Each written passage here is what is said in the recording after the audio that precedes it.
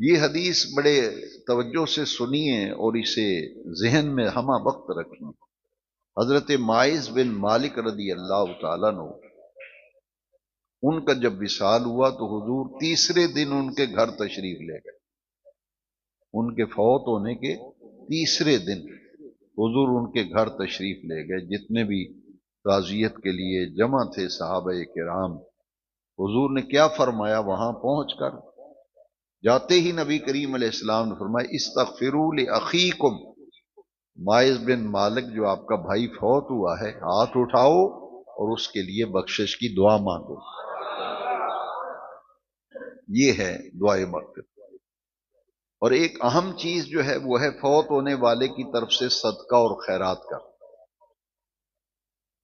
کسی فوت ہونے والے کے لیے خیرات اور صدقہ، عمومی طور پر فوت ہونے والوں